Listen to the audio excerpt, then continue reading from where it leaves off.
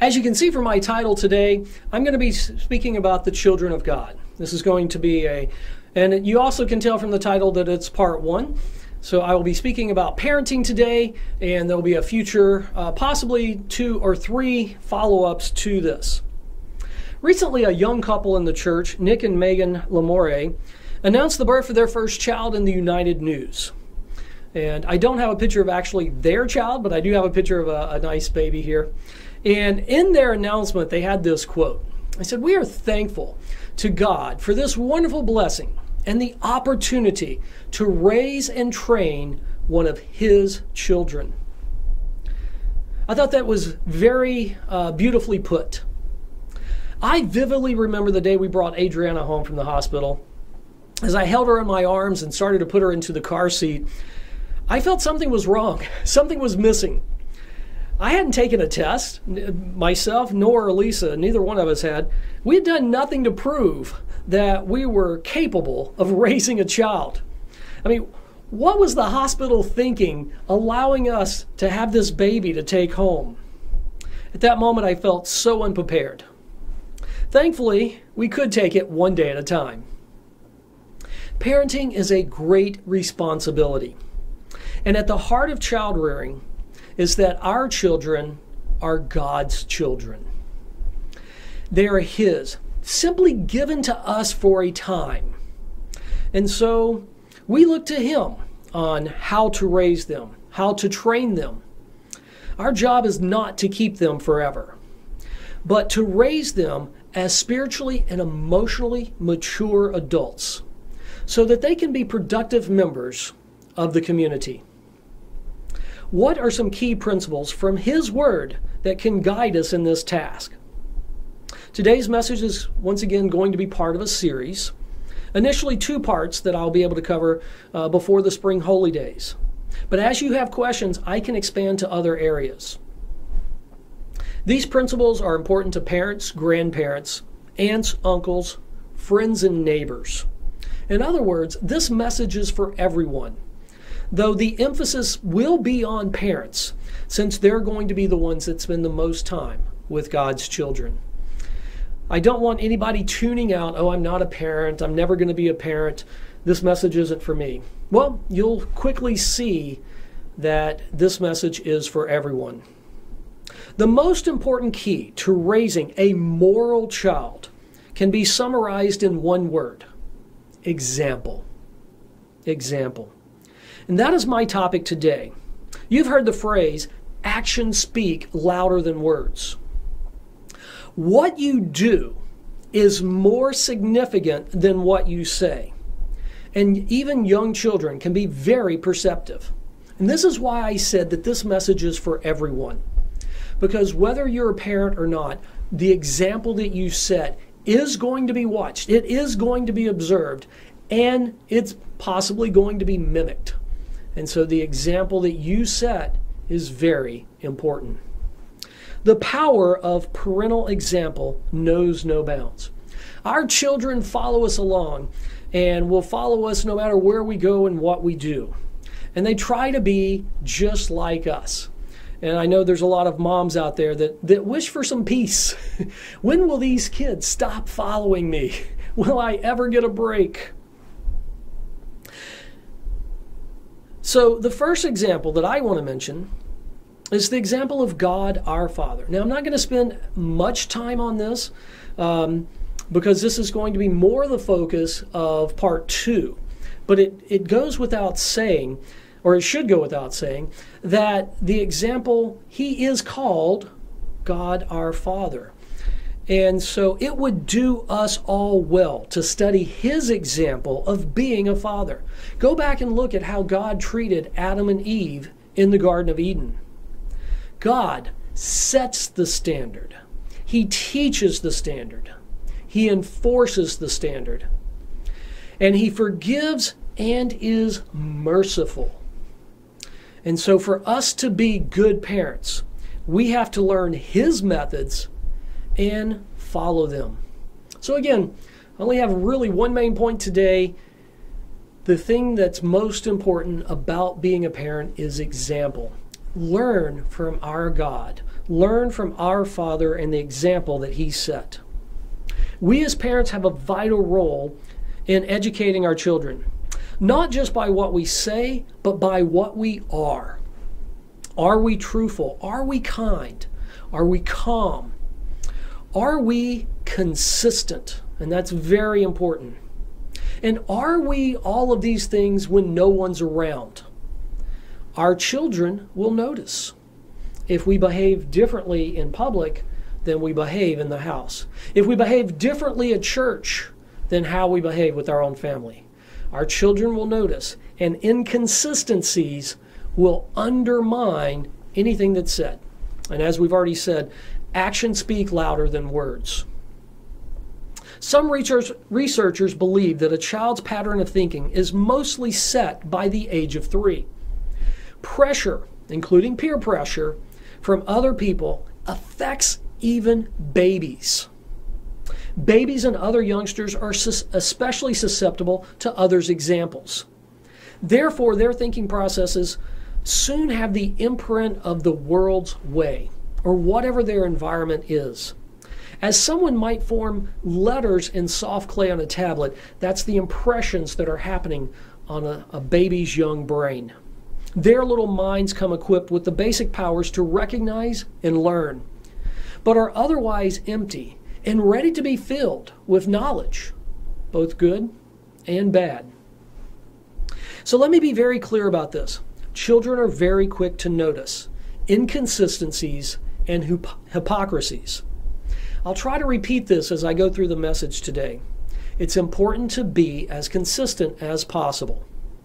When you fail, and we will as parents, admit it to your children. Don't try to hide it.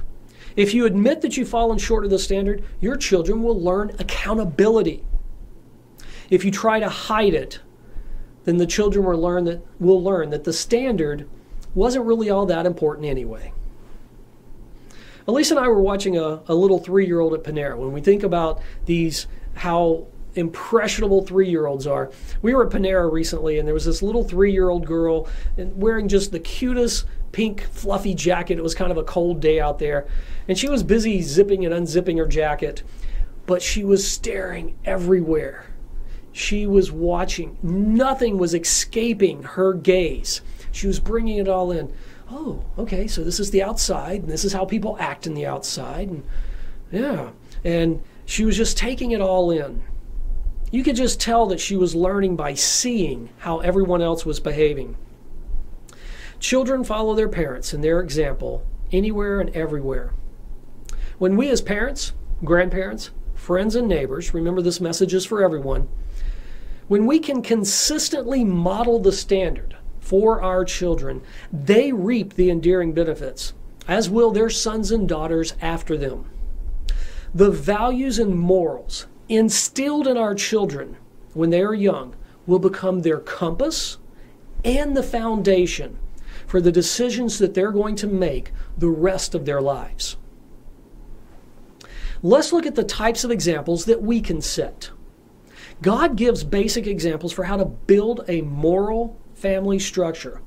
He sets the standard. I've used that word several times already. The standard. What is the standard? God sets the standard for all human behavior. His instructions to us as parents are very clear. And we can see these instructions in Deuteronomy chapter 6. So we're going to look at Deuteronomy chapter 6, verses 5 through 7. In verse 5, you shall love the Lord your God with all your heart, and with all your soul, and with all your strength. So first and foremost, we are to, in our daily lives, show our children the example of loving our God with all of our heart, all of our soul, and with all of our strength. Verse 6, and these words which I command you today shall be in your heart. Now this is chapter 6. It came right after chapter 5, which was a repeat of the 10 Commandments. So these words, the 10 Commandments, these words which I command you should be in your heart. Verse 7, you shall teach them diligently to your children, and shall talk of them when you are in your house, when you walk by the way, when you lie down, and when you rise up. In short, our home is to be a values-driven, morals-oriented institution in which we as the parents are the teachers, instructing the children in God's way of life and being right examples of His way. Now, it says very much there that it's our job. And actually our church, and I'll mention this again, our church uses this Deuteronomy 6 principle that parents are the primary teacher of the children. The church can help, but the church is not supposed to be the ultimately the one responsible. That is the parent's job. It says here we're to teach, we're to talk of them at all times, in all activities, when we wake up, when we lie down, and everything in between. But it's more important than just talking the talk. Remember, our actions speak louder than words. So let's take a look now at the previous chapter, Deuteronomy chapter 5 and verse 33. Deuteronomy 5:33. There's this saying, I'll leave it there. There's this saying that we are to talk the talk, but walk the walk. And that's what we see in Deuteronomy 5:33. You shall walk in all the ways which the Lord your God has commanded you, that you may live, and that it may be well with you, and that you may prolong your days in the land which you possess. This is the first, one of those first commandments of promise. It says, so we're supposed to do more than just simply talk. We're to walk in all the ways which the Lord has commanded us. This is the first and most important relationship. If your relationship with God is broken, your children will see that. If we're not walking the walk, as it says here in Deuteronomy 5:33, our children will see that. You don't want your children to follow an example of rebellion to God, or bitterness towards God, or even neglect towards God. How can someone be neglectful before God? They don't pray. They don't read their Bible. They treat church as a social gathering, or nowadays with almost a year worth of webcasting, they treat it very neglectfully, where it's like, okay, we turn it on, but it's the sermon's in the other room. I'm over here, reading something, eating something. I've kind of got one ear on the message, but I'm not taking notes. That's neglectful. So we need to get up every morning and make sure that we acknowledge God to our children and then model His way, His standard throughout the entire day. Like I said, the Church, United Church of God does actually provide some additional supplemental material for parents to use. And if you'll go full screen, please. So that is one of our family study guides. That's actually the cover of one of our family study guides. Notice the web address there, the URL, ucg.org/members/family-study-guides. Go to the next slide, please. And the same URL is up at the top of the page there, so maybe it's easier to see if it's one long line there. ucg.org, members, family study guides. That's just a few. They have a lot more. These are not to be used as replacements. Remember, you as the parent, you are the primary teacher of your children. It is your example that your children's going to be watching. These are just simply supplemental guides that you could possibly use. When our children were younger, Elisa and I were introduced to a biblically focused parenting course called Growing Kids God's Way by Gary and Anne Marie Ezzo. We actually took this course twice, each class lasting from 12 to 18 months. We'd read a chapter, and then we would have a class where we'd get together with other parents, and we'd also get together with the minister, and we would discuss the lesson. One of the first points that this course brought out is that our children see the example of our marriage. In our marriages, we are showing this love in this, in our marriages, are we showing this love of God to each other? So, as it turns out, so we have that, we have the bullet points there. God our Father shows an example to us on how to be a father. Our children see our example of our relationship with God, and our children also see our relationship with our spouse. It's very important. This is a quote from the Growing Kids God's Way book. Letting our children know that dad loves mom and that mom loves dad is more important than anything that we can buy for them or do for them. Together, you are the head and the heart of the family. I'd like us to go back and look at Genesis 2 and verse 24. Genesis 2 and verse 24, and I'm going to be reading the contemporary English version here. And it says, "And that's why a man must leave his own father and mother. He marries a woman, and the two of them become like one person." Like one person. And so, a lot of translations will say they two become one flesh. However, in this one, I like the fact that they become one person. I gave a sermon, I believe it was back in December, about the oneness of God and how God the Father and Jesus Christ the Son are one in purpose. They're unified in their goals. And that's the way parents are supposed to be. It would be very difficult for a child to grow up where the mother and the father are speaking different things. When the mother and the father have different standards. We're not supposed to be that way. As we see here in Genesis 2:24, they're to become one person. They're to speak with one mouth. What the father says is the standard for the mother. What the mother says is the standard should be the same for the father, and they should both be getting it from God. There should just be one standard. That's God's standard. And both the father and the mother need to be applying the standard equally and consistently, but not necessarily fairly. That was one of the lessons. I didn't put this in my notes, but this is one of the lessons I often told my children. Life is not fair, and there's a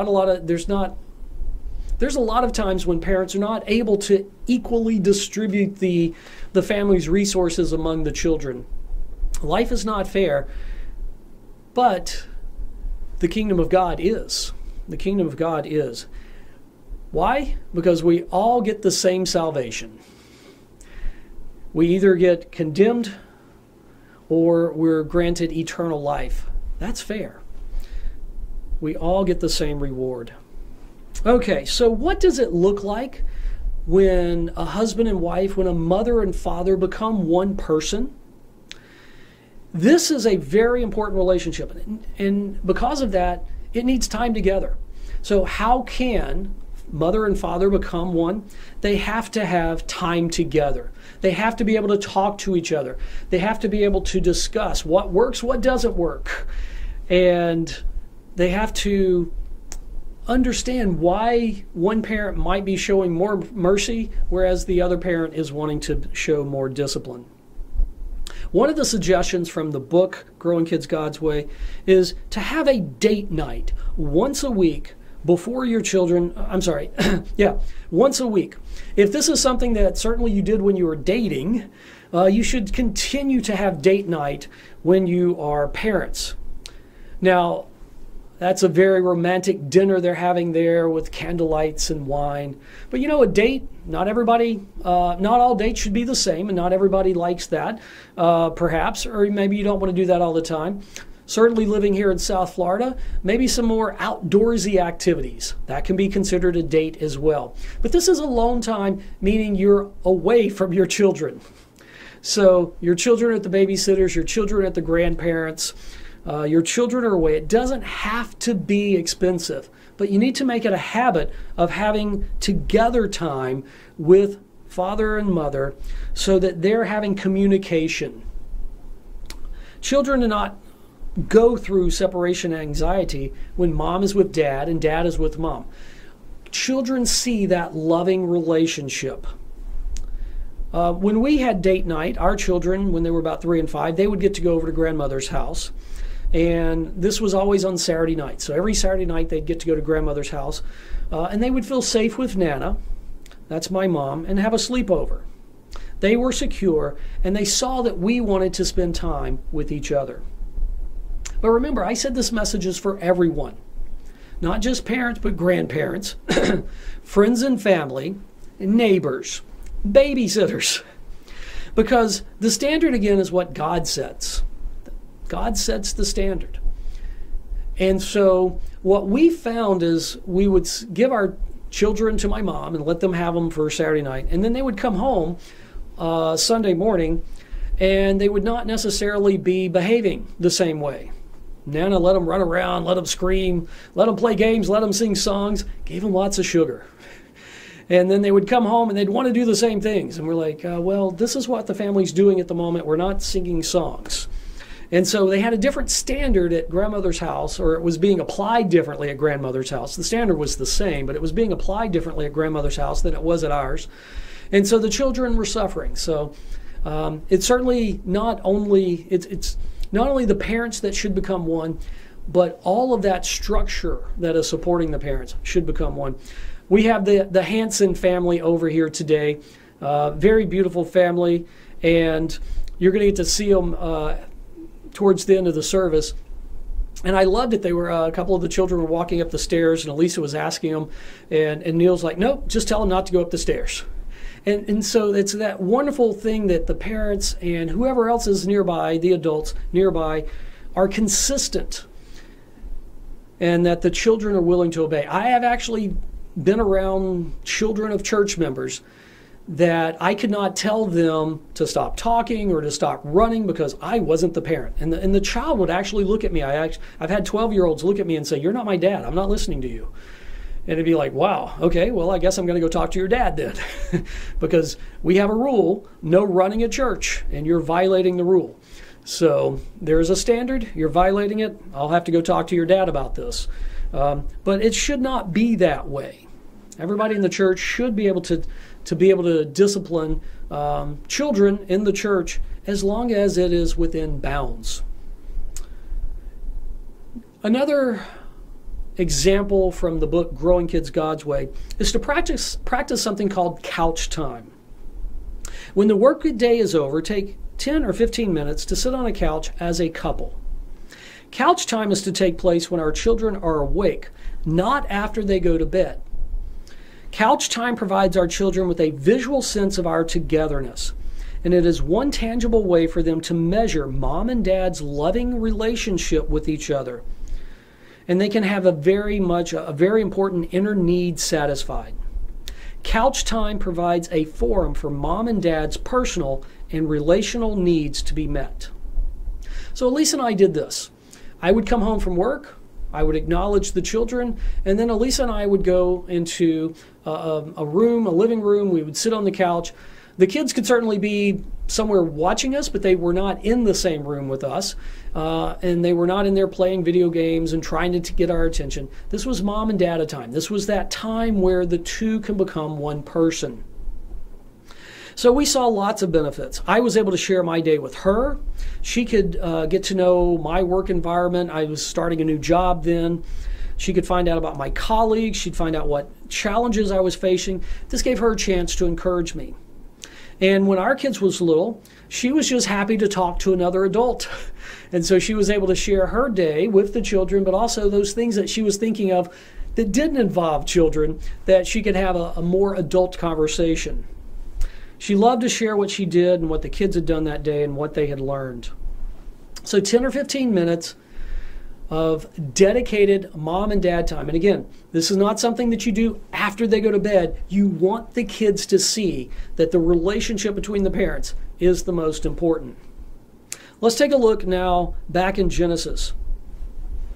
Genesis 1 and verse 27. Chapter 1 and verse 27.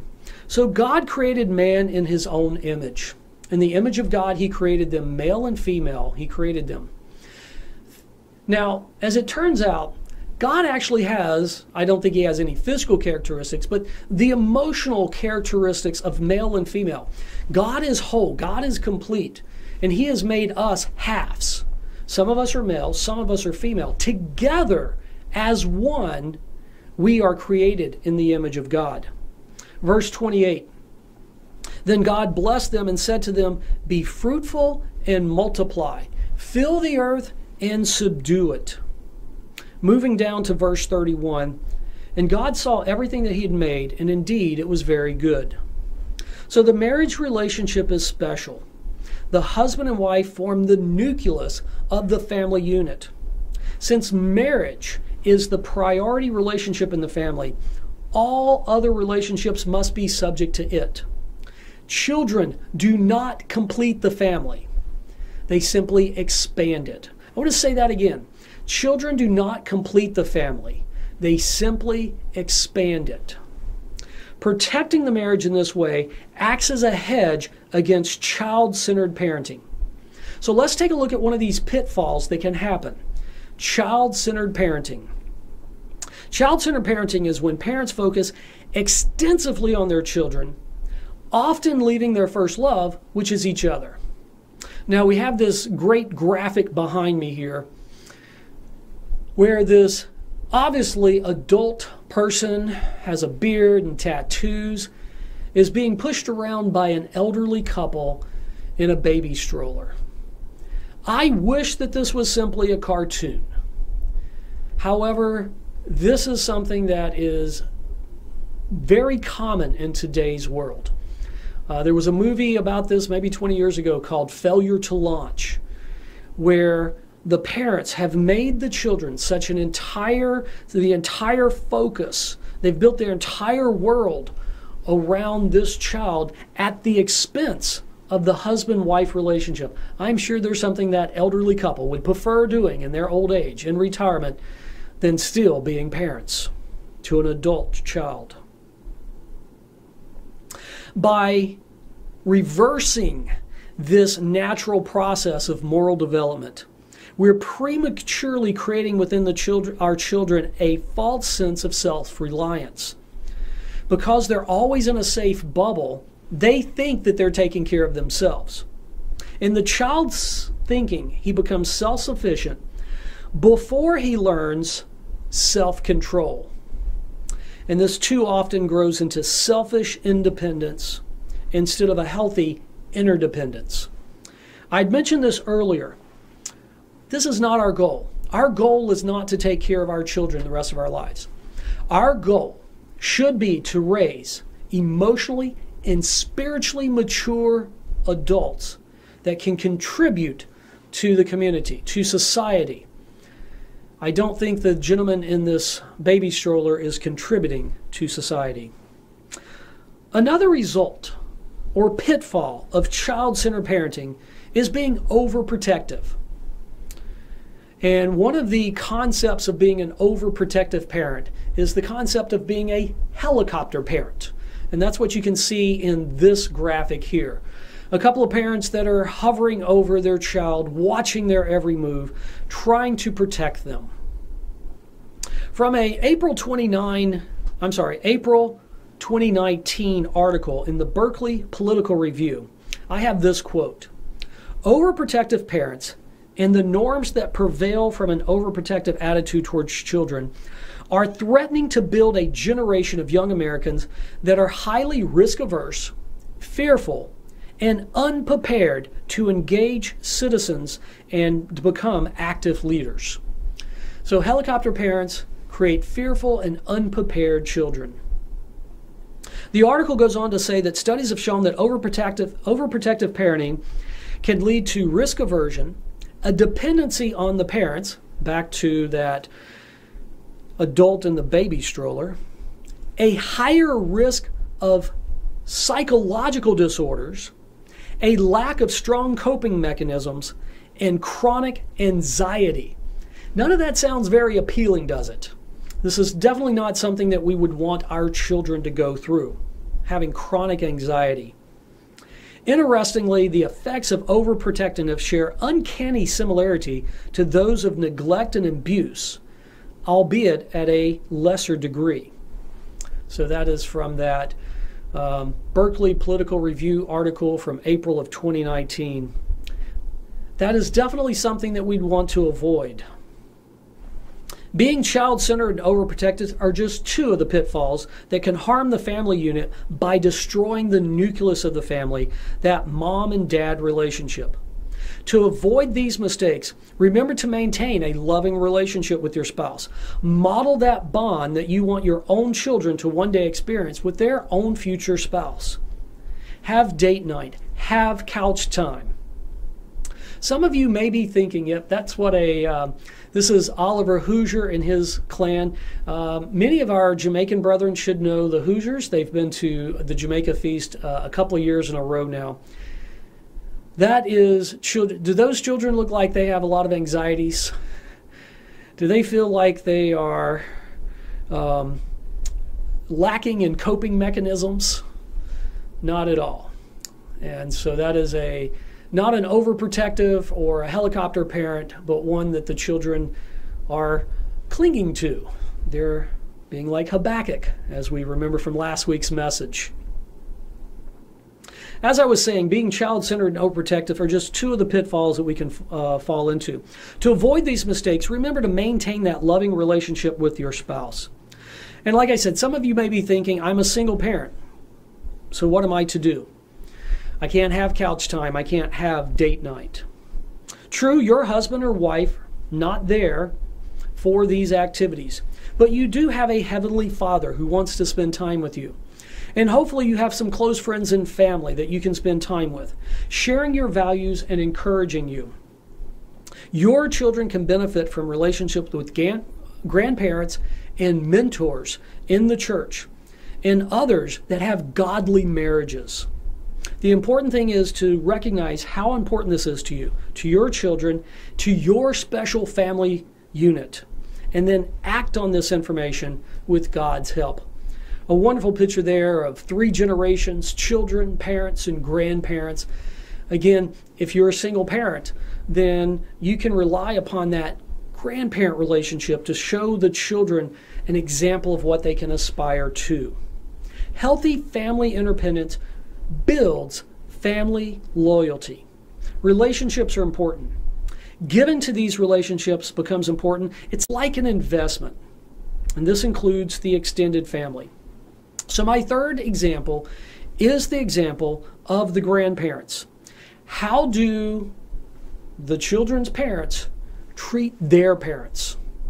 How do they treat their parents? Let's explore this for just a bit. Are we parents showing love and respect to our own parents? And are we doing this both when they're here? Once again, consistency. When they're here with us, are we saying the same things as when they're not around? Because if we're saying something bad about our parents behind their back, our children are watching. They're going to treat us the same way. They'll say bad things about us behind our back. The examples that we set make us better parents. Think about it. God thought that this was so important that He listed it with the 10 Commandments. It says in Exodus 20 and verse 12, "Honor your father and mother, that your days may be long upon the land which the Lord your God is giving you." Again, I mentioned this earlier, honoring our parents, that's that first commandment of promise. I think I actually said it out of turn earlier. This is what it was referring to. And so this is so very important. Our children see how we treat our parents, how we help them with their needs, speaking kindly to them. This is how we're going to be treated one day. So set a good example. Let's go back to Exodus 20 and look at verses 5 and 6. Exodus 20 verses 5 and 6, breaking into verse 5. "For I, the Lord your God, am a jealous God, visiting the iniquity of the fathers upon the children, to the 3rd and 4th generations of those who love me and keep my commandments."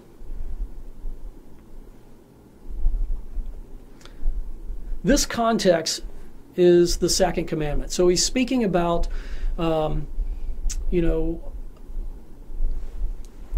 visiting the iniquity of the fathers to the children, the third, fourth. It's specifically about the second commandment. But see how it points that the perpetual breaking of God's life-giving laws, the breaking of God's life-giving laws, as well as the positive consequences of loving and obeying God, are handed down from generation to generation. In this scenario, God doesn't have to punish. It's the natural consequences. The punishment is self-inflicted. If you're going to go against God's law, if you're going to dishonor your parents, if you're going to dishonor God, the punishment is going to be self-inflicted. He doesn't have to punish us. When His way is rejected, the resulting attitude can be passed from parents to children. And we see generational problems where 5 or 6 generations here that says the third or fourth generations are all suffering, possibly in poverty. But what is their attitude? If their attitude is one of rejecting God, then that is a learned behavior. Rejecting the standard is a learned behavior, and the punishment is self-inflicted. Thankfully, this biblical passage also shows that the cycle can be broken. Parents can break the rhythm of self-destructive habits and behavior by honoring and obeying God. Parenting takes effort and hard work. It is a great responsibility that God has given us. It also takes vision. I'd like to read a quote now from Rose Kennedy. Interesting, Rose Kennedy had, she died in 1995 at the age of 104. She was a mother to 9 children. She had 30 grandchildren and 41 great-grandchildren. And this is what she had to say. Whenever I held my newborn baby in my arms, I used to think that what I said and did to him could have an influence not only on him, but on all whom he met, not only for a day or a month or a year, but for all eternity. This is a very challenging and exciting thought for a mother. So it is a great responsibility. Being a parent is also a blessing. I encourage you to keep the vision of what you're doing, raising and training God's children and grandchildren. Ask Him to be there to help you to be a faithful Christian example to your children. In your personal relationships with Him, in your marriage, and how you treat your own parents and others. Remember that as we are setting these examples, our children are watching us. So what is the correct vision we should have? Are we trying to grow kids God's way or the world's way? In your mind, what is success for your child? Is it when they're a future doctor or a lawyer? Is that going to be when you're successful? When they have a high salary or lots of toys, a nice new car? Next time, I'll talk about the importance of reaching your child's heart. So there is much more to cover. Unfortunately for the kids, one of the topics I'll cover in the next part is discipline. Correct parental discipline. Until then, please email me if you have any questions or if there's a follow-up that you'd like to have. Today's message was very simple. I wanted us to be good examples. You know, a lot of things I say are simple in concept, but hard in execution. So between now and my next message, work on being a godly example.